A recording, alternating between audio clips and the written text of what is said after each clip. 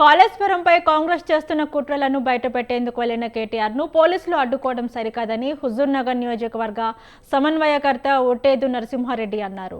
1,00,000 ఎకరాలకు నీళ్లు అందించే నీటి మొత్తాన్ని కాంగ్రెస్ ప్రభుత్వం దుర్వినియోగం చేస్తుంది, వృధా చేస్తుందని అన్నారు. కాళేశ్వరం ద్వారా రైతులకు నీళ్లు అందితే ఎక్కడ కేసీఆర్కి మంచి పేరు వస్తుందోనని రేవంత్ రెడ్డి ప్రభుత్వం కుటీల రాజకీయం చేస్తుందని మండిపడ్డారు. 6 గ్యారంటీల అమల్లోనే కాంగ్రెస్ అట్టర్ ఫ్లాప్ అయ్యే డైవర్షన్ పాలిటిక్స్ చేస్తున్నారని విమర్శించారు.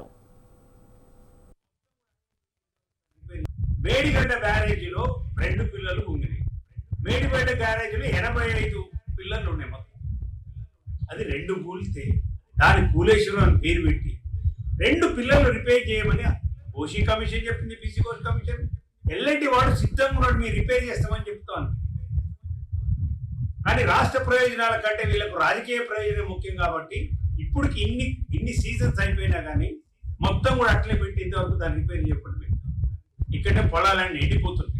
గోదావరిలో మనకున్న 968 టీఎంసీలను కేసీఆర్ గారు పక్కడబంది ప్లాన్ చేసి 830 టీఎంసీల ప్రాజెక్టులు కట్టింది. అప్రూవ్ అయినాయి మనకి 830. మోడీ చంద్రబాబు ద్వయం నడిపిస్తున్న ఇది అసలు కాంగ్రెస్ కాదు. జగదీష్ రెడ్డి గారు చెప్పినట్టు ఇది హైబ్రిడ్ కాంగ్రెస్.